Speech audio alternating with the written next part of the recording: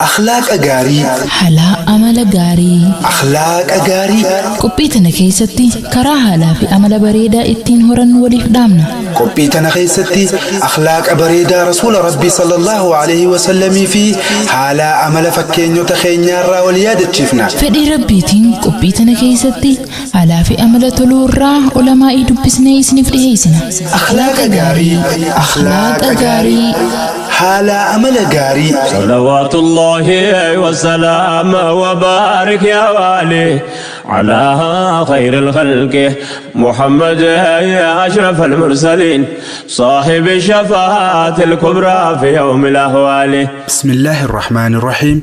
وليف الردبرو بسم الله مكا ربي تنجلكمنا والرحمن الرحيم تلسى بربانا ونوجن ربي نفقر سفنا الحمد لله قلت قلفنا إني نقرقران تكامل ددمنا وربي تبقنا وسواس شيطاني نبدا افتديني رحمتك يتيني. مي قبيتي نتو أصون سينين درا وانتا كت انت اللي براها دبرو نما ديرا خيسان أجيسي إيجيك عليك عمساج ريبو دنما نياتشسي سيوار كتان أكامي مال غوتان akkasumas nama isin cinqee isin arrabsee isin daddarbee biyyaa isin baase yeroo isinis carraa harkattanii akka barbaaddan godhuu dandeessanitti yoo arkitan tarkaanfii akkamirra fudhattan. Dhaggeeffatoota keenya kabajamoo mee dubbii amma dubbanne tan hogguu dhageessan maal yaadattan? Dhugaadha. Dubbii tan hogguu dhageessan eenyuu fi maal akka yaadattan tilmaamuun nama rakkisu. Hamzaa Hindii fi Wahshiyyiidha. Wahshiyyiin Hamzaa akka ajjeesuuf Hindiidhaan ramadame. Inninis akkuma ajajametti eeboo waraanee ajjeese. Eegasi qaama isaa cicciree tiruu keessaa baasee Hindiif kanne. Hindiinis tiruu Hamzaa tanaaf aan kaayyattee nyaatte. Garuu Wahshiyyiin eega bilisummaa isaa harkatee booda dalagaa isaa tanatti akkaan gaabbuudhaan gara ergamaa Rabbii sallallahu alaihi wasallam dhufee islaame. Ergamaan Rabbiitis sallallahu alaihi wasallam waan inni jaahilummaa keessa godhe san isa hin goone. Nama adeera isaanii ajjeesa kanaafis dhiifama godhan.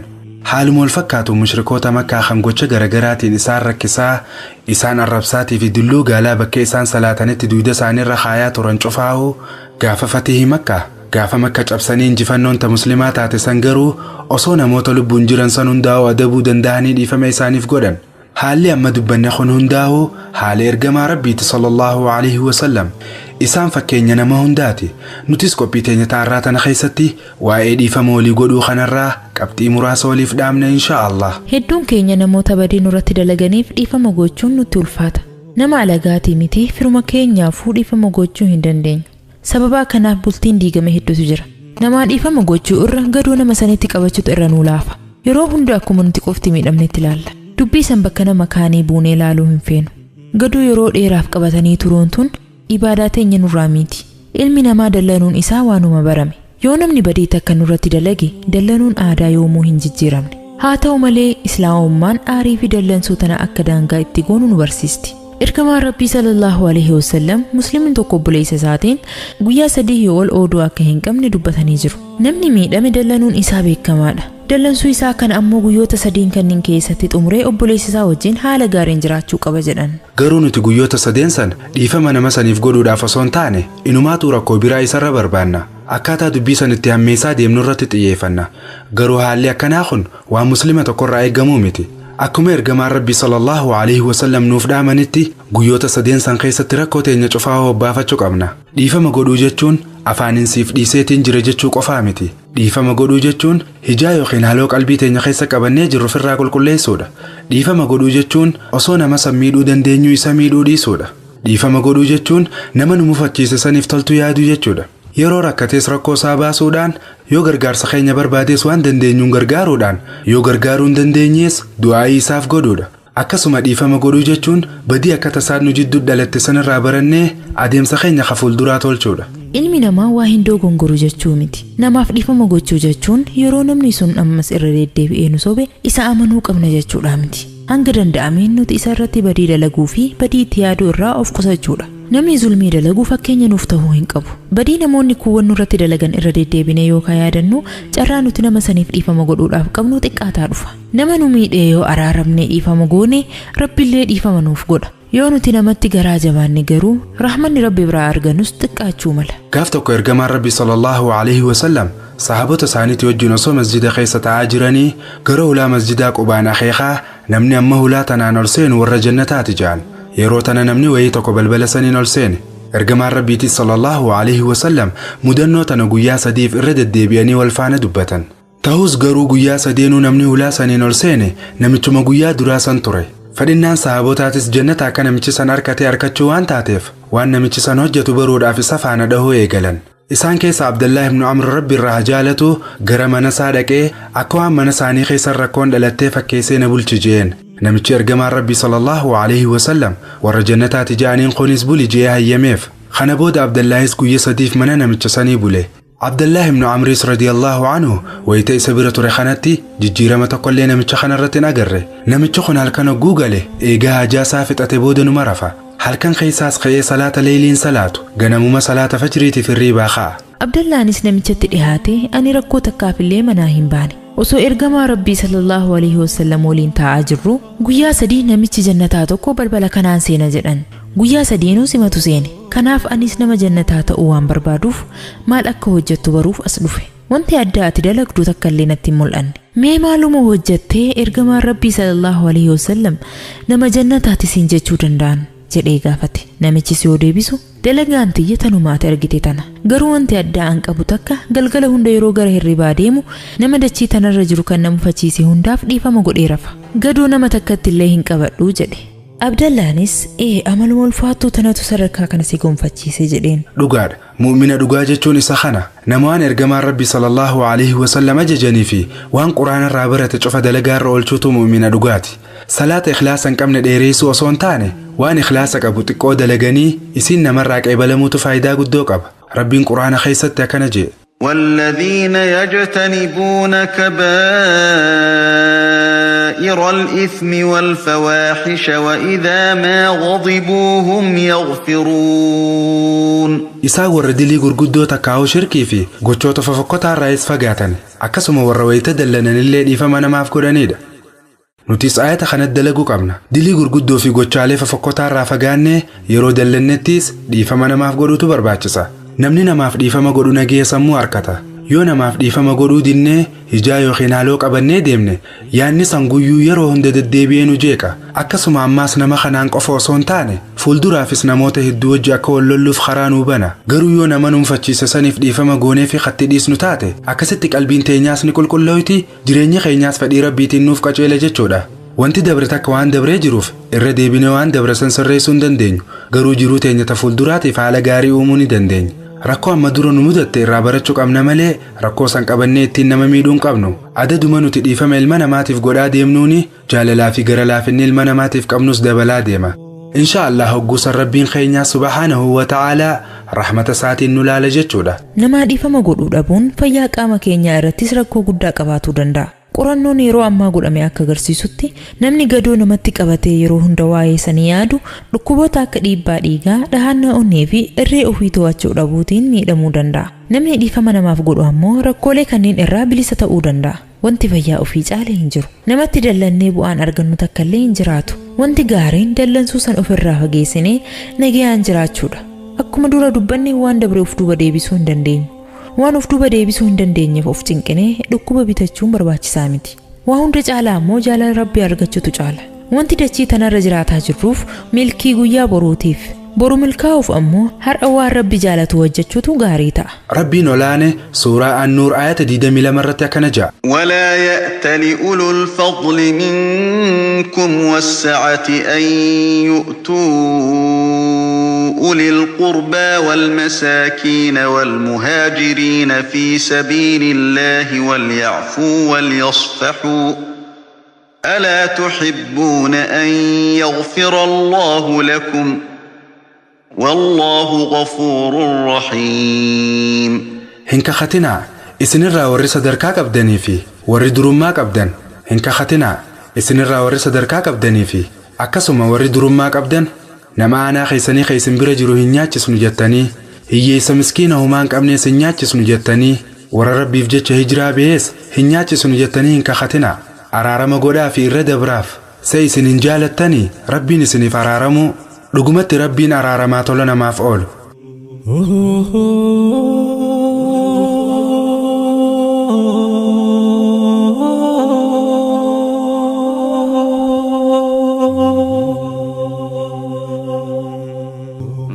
دين حقيقة ربي وتاسسو كل وانجري نعم ما برباجسو على طريقة الإسلام تاسسو جلال دين إسلام وهند جاجسو akka diin islaamaa wanti nama gorsu adaba jireenya waa tokko sinnoysu kan nama dallane qabee qabbaneessu ammaas nama gadde hamlee jajjabeessu nama wayii tahaaree rabbiif jecha obsu akka diin islaamaa maaltu nama gorsu haala hunda keessatti yaada si duroomsu yaa nama dhugoomsu kama qalbiidhaani nu badhaafte diini rahmata keetini yaadaki ya kana namni anittakeeku namni islaama ta'eef amri rabbiin eegu namnan jedhu nama islaamummaa beeku kan waan khallaqame bakka dhaqu beeku kan jiru saa hunda waa ofirraa eegu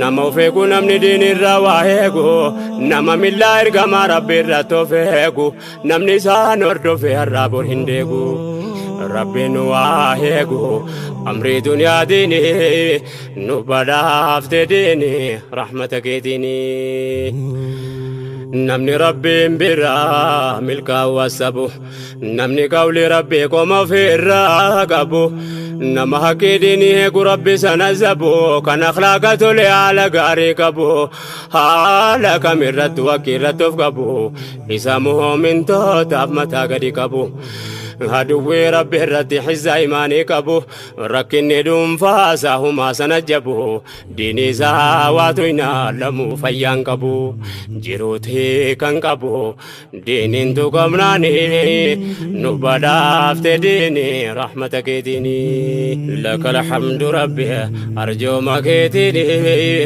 نبدافت ديني رحمتك ديني دمر وانتنو ولتدامنو نامني ربي في قياقي آماتمنو وتوديني غاري كانو فرقا كمنو ولتقو فنوس ولتمفنوس منتوكو جارا ولرام فقانو obbolummaa dhaabne akka magarfannu akka dibdee qabnu waliif dabarfannu akka bora gammannu mindaa sabriitini nu badhaafte diini rahmata keetini amri islaama rabbiin nu haa fahamsiisu addunyaa aakhiraan waa kanansiisu daahii keenya rabbiin nuuf jajjabeessu ربين دنيا خيران وهاجم أجهزو دنيا توجين أسرين وهججهزو وانو سته بلسين وفادهزو سقالين إسلام كان دران أساسو أما بودا دريت ربين وفباسو نمو متكين يافو أنغاري فجاسو نراك بربي واندان نباسو نتاسسها الله نصرف كراباسو نجانو هاباسو ركو دنيا ديني نبدافت ديني رحمتك ديني نما حقي ربي تفجد صبرو ربين كراهن داني سها غرغارو كانو بلوم افجر وليفترو صوتو ما يجتا يوده منجرجرو ilma namaa miidhuu nam tokkoon dararuu rahmaan haala keenya tolcheenuu hasataruu mu'mintoota hundaa rabbiin anasaruu namni tika rabbii qabu waan khasaaru asitti dhaabbannu kana biraan tarruu hamma rabbiin fedhe ijaa wal agarru du'aa kadhachuun akka wal gargaaru ربين وانا سرو غرغار ساتيني نبدافت ديني رحمتك تيني الحمد لله جني ستدابنو تمر دبي داونتينو دامنو اكربي كينيا جچا وانجالنو اكردا ربي تيم بربادنو كيساتي دعائنا كمال يادنو عدد صلاة فولا سادابنو عالم إسلام هندا فقدانو ربين كداچو دام برادابنو إنم بك وانو كيسان اتمنو كدن يركان نمنو نفدقا إني نبدافت ديني رحمتك تيني لك الحمد ربي أرجو مكيتني نبدافت ديني رحمتك تيني لك الحمد ربي أرجو مكيتني نبدا افتديني رحمتك كيتني برنوني زبنا واجبا رتي إن الحمد لله برنوني زبنا واجبا رتي إن الحمد لله